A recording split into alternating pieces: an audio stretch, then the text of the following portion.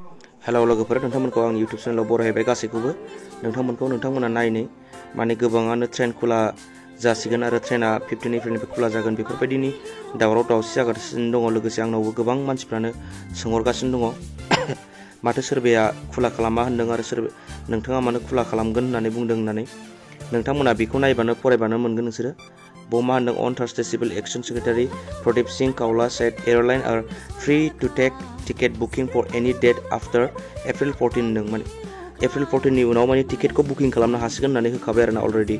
नोंथांमोना बहाय नायबानो जाबाय। एयारलाइननि सेक्रेटारिया सोरनो प्रदीप सिंह कारोलाया होनखाबाय आरोना 14 एप्रिलनिफ्राय। नाथाय मा सरकारासो बेखौ मा होनदों माने बायसान्स बे भाइरासआ बारा जायोब्ला माने बे बुकिं खालामनायखौ दोनथ'नो हागौ आरो बिनि माने फिक्स दाबो मा खालामदों जेनेबा बन्द' खालामबावगोन माबाखौ मा होनो फ्लाइटखौ ट्रेनखौ बन्द' खालामबावगोन होननानै होआखै आरो बिसोरो खुलाबो खालामगोन होननानै होआखै।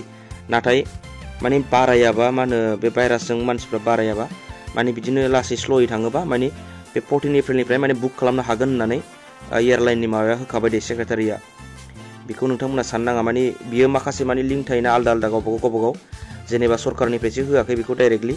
नाथाय बेखौ मा एयारलाइननिफ्राय बेखौ माबा खालामना होखाबाय आरोना सिगाङावनो खोन्थाना होदों आरोना बेखौनो 7 days एग'आवनो माने 14 एप्रिलनिफ्राय बुक खालामनो हागोन होननानै। आरो नैखौ नायबावदो नै एप्रिल 15 बेबो दै नायनै बेबो एप्रिलनि 2 तारिखआव बेखौ आपडेट खालामना होखादों। बेबो ट्रेनाबो मा होनो एकर्डिं टु गभर्नमेन्ट अफिसियेल होनोना IRCTC has start accepting booking from April 15 माने एप्रिल 15 निफ्राय माने स्टार्ट खालामनो हागोन बुकिंखौ होननानै खोन्थाखादों दे बाहायबो। बेहायबो नै गाहायाव वेबसाइटखौ नायबानो जाबाय नों मानिफ्राय हगारदों।